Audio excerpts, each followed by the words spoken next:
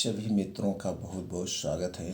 मित्रों, आज के वीडियो में हम डिस्कस करेंगे कि हमारे जो पहले के राजा महाराजा हुआ करते थे वो इतना शक्तिशाली क्यों हुआ करते थे। आखिर उनकी मर्दानगी क्या राज क्या था। क्या वो खाते पीते थे जो इतना शक्तिशाली होते थे। दोस्तों, आपने बहुत सारे ऐसे इतिहास में पढ़ा होगा, कितने राजा थे, 10 रानियाँ थी, 20 रानियाँ थी। यहाँ तक कि कुछ हमारे देश में ऐसे भी राजा हुए हैं जिनके 365 रानियाँ थी। आखिर क्या था उनकी मर्दानगी के रहस्य। दोस्तों, आज हम इसी टॉपिक पर चर्चा करेंगे। वो कौन सी जड़ी बूटी खाते थे, उनका खान पान कैसा होता था। दोस्तों, अगर आप इसे जानना चाहते हैं तो वीडियो को अंत तक देखिएगा। देखने के बाद जो जानकारी आपको प्राप्त होगी, ये जानकारी अपने यार दोस्त मित्रों के साथ ज़रूर शेयर करिएगा। मित्रों, अगर आप हमसे जुड़ना चाहते हैं, आयुर्वेद का संपूर्ण ज्ञान प्राप्त करना चाहते हैं तो चैनल को सब्सक्राइब कर लीजिए, बेल आइकॉन का बटन ऑन कर दीजिए, जिससे हर एक वीडियो की नोटिफिकेशन आपको मिलती रहे। तो चलिए दोस्तों, पहले प्रकाश डालते हैं महाराजाओं की या राजाओं की या शक्तिशाली लोगों के दिनचर्या के बारे में, उनके खान पान के बारे में। फिर हम बात करेंगे वो कौन सी आयुर्वेद की शक्तिशाली औषधि थी जिसे वो खाते थे, कितनी मात्रा में लेते थे, कैसे लेते थे, सबके बारे में डिस्कस करेंगे। दोस्तों, अगर बात करें उनके दिनचर्या की, खान पान की, तो दोस्तों उनकी दिनचर्या बहुत ही हार्ड दिनचर्या वो लोग रखते थे। योगा करते थे, मेडिटेशन करते थे, तलवारबाजी करते थे। दोस्तों, 4 से 5 घंटे डेली वो मेहनत करते थे, क्योंकि उन्हें डर रहता था कहीं हमारे राज्य पर दूसरे राज्य आक्रमण ना कर दें। अपने समाज की सेवा करना रहता है, अपने सब प्रजाओं की रक्षा करना रहता था। तो इसके लिए वो अपने आप को ताकतवर बनाते थे। आप किसी भी इतिहास में पढ़ लीजिए या कोई पुरानी मूवी आप देख लीजिए, उसमें किस तरह से वो लोग मेहनत करते थे। पहली चीज़। दूसरी चीज़ दोस्तों, उनका जो खाने पीने की चीज़ें होती थी वो प्योर नेचुरल होती थी।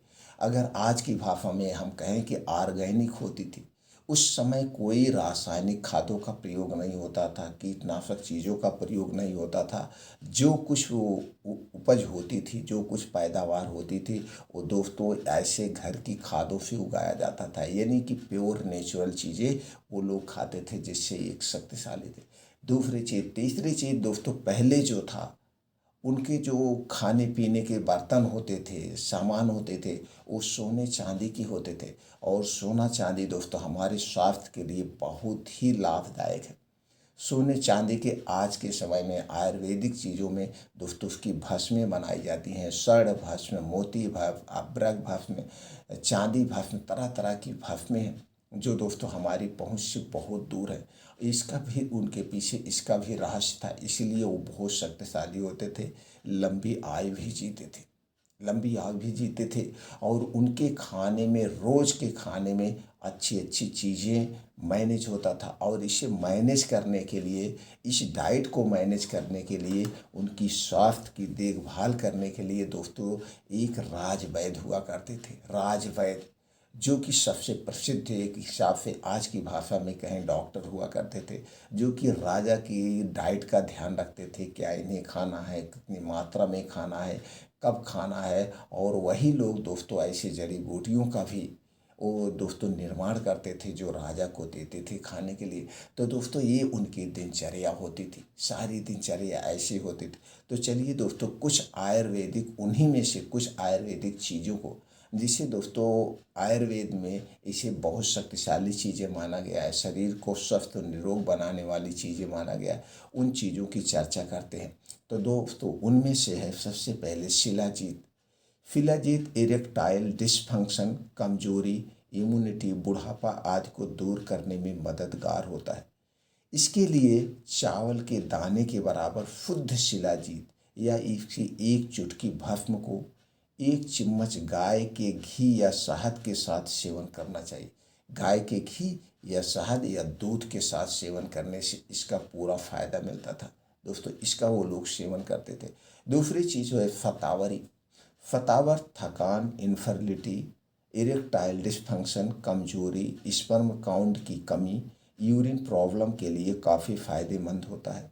इसके लिए दोस्तों आपको 1 चम्मच सतावर चूर्ण को 1 चम्मच मिश्री के साथ और इसे 1 गिलास दूध में मिलाकर सुबह खाली पेट पीने से इसके पूरे फायदे मिलते हैं।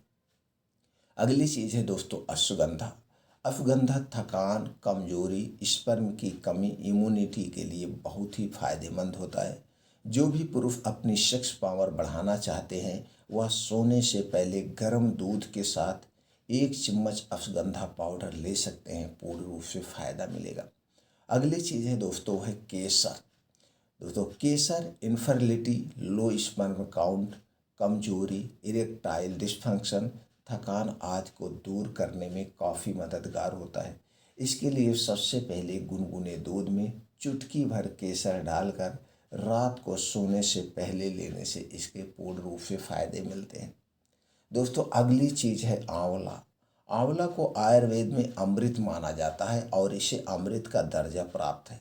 यह दोस्तों थकान, कमजोरी, यूरिन प्रॉब्लम, इरेक्टाइल डिस्फंक्शन, शुक्राणु की कमी को दूर करने में काफ़ी मददगार होता है।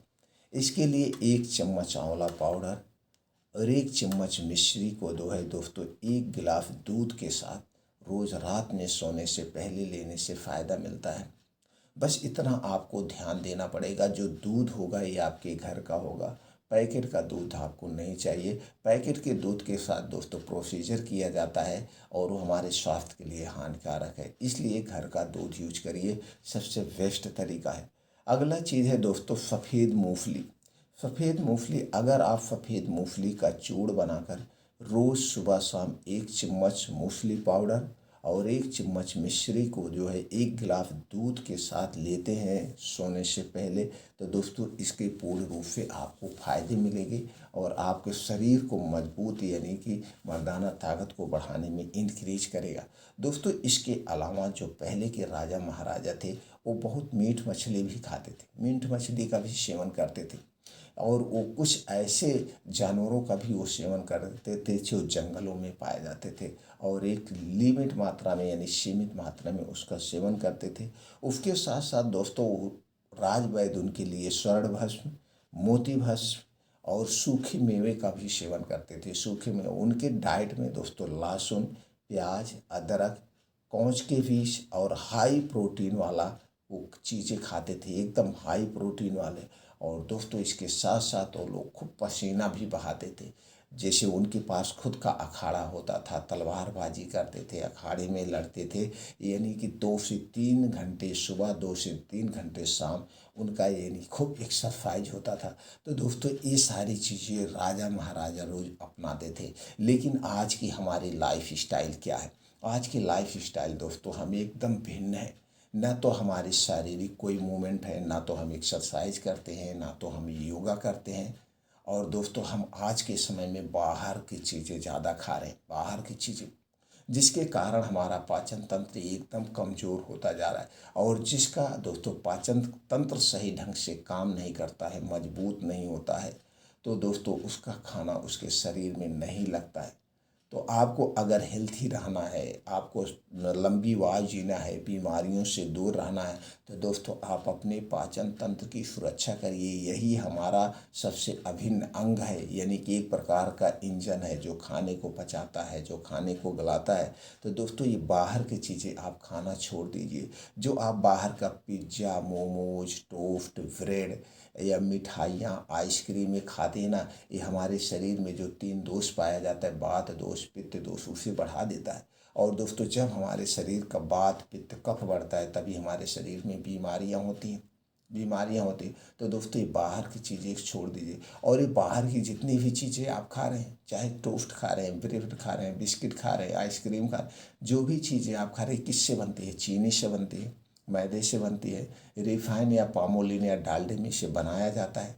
बनाने के बाद दोस्तों हमारे स्वाद को बढ़ाने के लिए इसमें कुछ बेस डाले जाते हैं, कलरफुल बनाने के लिए आर्टिफिशियल कलर डाला जाता है और दोस्तों इसे 3 महीना, 6 महीना, 1 साल तक सुरक्षित रखने के लिए इसमें कुछ कीटनाशक चीज़ें डाली जाती है, जिसे एक प्रकार का हम जहर कह सकते हैं।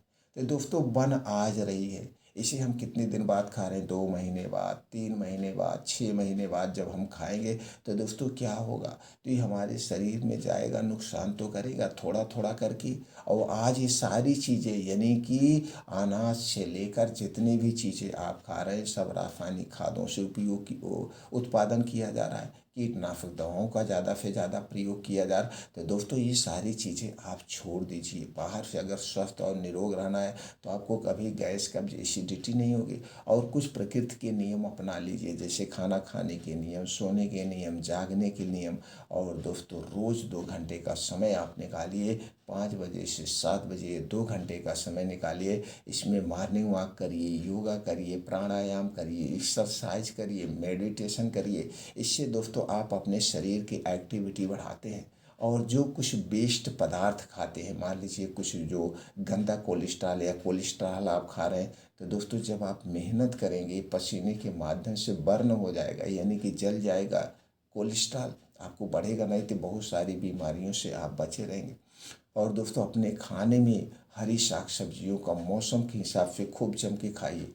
अनाज कम खाइए, हरी साग सब्जियां ज़्यादा खाइए। दोस्तों हम अपनी वीडियो में एक सलाद के बारे में बताते हैं, इस सलाद को ज़रूर आप खाइए। एक टाइम खाना ना खाइए लेकिन इस सलाद को आप ज़रूर खाइए। इसके साथ साथ दोस्तों मौसम के हिसाब से, अपने बजट के हिसाब से 1 से 2 फल आप डेली रूटीन में शामिल कर लीजिए। कुछ ड्राई फ्रूट्स हैं जो हमारे शरीर को शक्तिशाली बनाते हैं, उन ड्राई फ्रूट को आप दोस्तों अपने डेली रूटीन में ले लीजिए। कुछ बीन्स हैं, अंकुरित करके बीन्स को खाइए, नहीं तो अंकुरित करके वैसे कुछ बीन्स को खाइए। इस सारे बीन्स में सभी प्रकार के प्रोटीन से विटामिन पाए जाते हैं और हमारे शरीर का निर्माण भी तो प्रोटीन विटामिन से हुआ है। और मोटे अनाज का सेवन करिए, मिक्स दालों का सेवन करिए। देखिए दोस्तों आप भी स्वस्थ व निरोग बने रहेंगे। बस ये बाहर की चीज़ें और ठंडी चीज़ें छोड़ दीजिए। ठंडी चीज़ें हमारे शरीर के लिए सबसे ज़्यादा नुकसानदेह हैं, क्योंकि दोस्तों हमारे शरीर का टेम्परेचर 37 डिग्री सेल्सियस हमेशा रहता है। तो जब हम ठंडी चीज़ लेंगे तो गर्म और ठंडा जब मिलता है तो दोस्तों उसका रिएक्शन क्या होगा, उल्टा ही होगा। इसलिए दोस्तों ये दिनचर्या अपना लीजिए और ये सारी चीज़ें आपके स्वास्थ्य के लिए लाभदायक हैं। आप हमेशा स्वस्थ व निरोग बने रहेंगे। शरीर बूढ़ा होने का नाम नहीं लेगा। शरीर बूढ़ा होता है हमारी दिनचर्या से, हमारी गलत आदतों से। तो दोस्तों फिर मिलते हैं अगले वीडियो में ऐसी ही और महत्वपूर्ण जानकारी के साथ।